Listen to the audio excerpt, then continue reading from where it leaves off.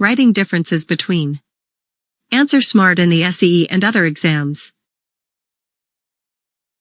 While distinguishing between or writing differences between, make a table. And of course, close the table after completing the answer. Put numbers for the differences which you write. The first difference to write should be the definition of the terms or the introduction to them. Write the differences in complete sentences. For example, distinguish between heat and temperature in any 2 points.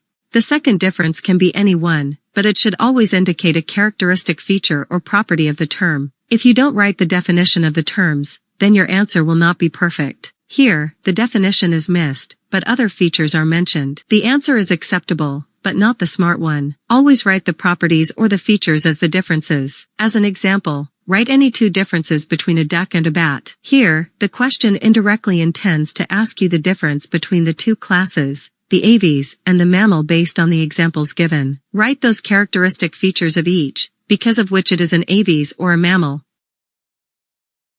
Actually, these 2 seem to be the differences but not important or appropriate ones. Always write the properties or the features as the difference. You can write any 2 features out of many which you might know. But, never write more differences than you are asked to write. If you are asked to write 2 differences, but you write 3. And out of those, if one is wrong, the examiner might not give you the full marks.